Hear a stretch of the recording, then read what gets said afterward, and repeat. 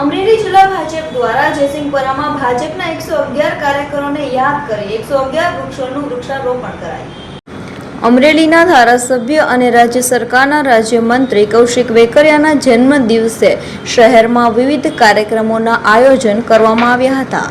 તેમાં આજે સવારે જયસિંહપુરામાં અમરેલી જિલ્લા ભાજપ દ્વારા વૃક્ષારોપણના કાર્યક્રમનું આયોજન કરવામાં આવ્યું હતું। આ વૃક્ષારોપણ કાર્યક્રમમાં અમરેલી જિલ્લા ભાજપે ભાજપના 111 કાર્યકરોને યાદ કરીને 111 વૃક્ષોનું વૃક્ષારોપણ કરવામાં આવ્યું હતું। આ પ્રસંગે રાજ્યમંત્રી કૌશિક વેકરિયાએ અમરેલી જિલ્લા ભાજપ, અમરેલી શહેરની સંગઠનની ટીમ તેમજ અમરેલી પાલિકાની સમગ્ર વતીનો આભાર વ્યક્ત કરી અભિનંદન પાઠવ્યા હતા। આ પ્રસંગે અમરેલી જિલ્લા ભાજપ પ્રમુખ અતુલ કાનાણી, પાલિકા પ્રમુખ વૈશાલીબેન, ઉપપ્રમુખ સહિત પાલિકાના પદાધિકારીઓ, પીબી સોચિત્રા સહિત ખૂબ મોટી સંખ્યામાં ભાજપના કાર્યકરો અને જન સમુદાય ઉપસ્થિત રહ્યો હતો।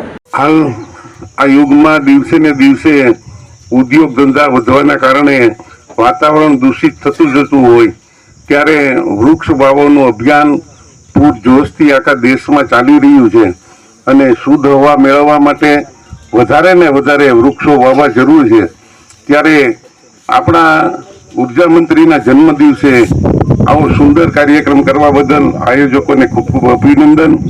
અને જે આપણા ઉર્જા મંત્રીએ નક્કી કર્યું છે કે કૌશિકભાઈ હમણાં જેવી જાહેરાત કરી હતી કે આ વિધાનસભા વિસ્તારમાં 51,000થી વધારે વૃક્ષોનું વાવેતર કરવું છે, તો એના સંકલ્પને સાકાર કરવા આપણે સૌ સાથે મળી અને વધારેમાં વધારે વૃક્ષો વવાય એવી જગ્યાઓ પસંદ કરી અને આપણે આ ટાર્ગેટને સૌ સાથે મળી આપણે પૂર્ણ કરીએ એ જ અભ્યર્થના।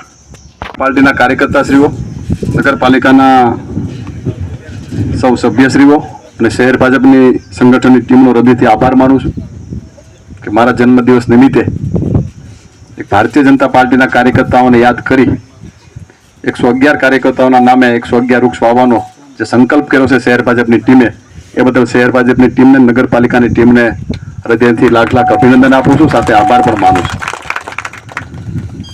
જે રીતે અત્યારની પરિસ્થિતિ આપણે જોઈ રહ્યા છીએ કે ગરમીનું પ્રમાણ દિવસે દિવસે જે રીતે વધી રહ્યું છે, આ ગ્લોબલ વોર્મિંગ, એમના કારણે એમની સામે ટક્કર આપવા માટે એક જ માત્ર ઉપાય છે જે વૃક્ષારોપણ।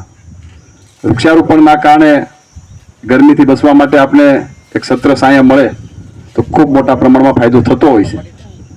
આપણે આજથી 4-5 વર્ષ પહેલાની પરિસ્થિતિ જોઈ હતી કે કોરોનાના સમયે ઓક્સિજન માટે આમથી આમ આપણે ભટકવું પડે એ પ્રકારની પરિસ્થિતિનું નિર્માણ થતું હતું, પણ કુદરતે આપેલું ઓક્સિજન એ ક્યાંય લેવા જવું ના પડે। પણ જો તમે વૃક્ષારોપણ કર્યું હોય તો મોટા પ્રમાણમાં આપણે એનો ફાયદો પણ મળતો હોય છે।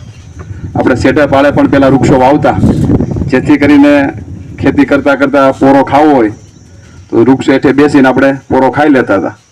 એ જ પ્રકારે થોડાક દિવસ પહેલાં પર્યાવરણ દિવસ હતો ત્યારે દેશના યશસ્વી વડાપ્રધાન આદરણીય મોદી સાહેબે જે હાકલ કરી છે એક પેડ માં કે નામ, એ અનુસંધાને રાજ્યના મુખ્યમંત્રી આદરણીય ભૂપેન્દ્રભાઈ પટેલ સાહેબ, નાયબ મુખ્યમંત્રી આદરણીય હર્ષભાઈ સંઘવી સાહેબ અને પ્રદેશ અધ્યક્ષ આદરણીય જગદીશભાઈ દ્વારા સમગ્ર રાજ્યની અંદર પોતપોતાના વિસ્તારમાં સારી રીતે વૃક્ષારોપણ થાય એ પ્રકારના ઉજવણીના કાર્યક્રમો પણ કરવાના હતા। તે દિવસે આપણે સંકલ્પ કર્યો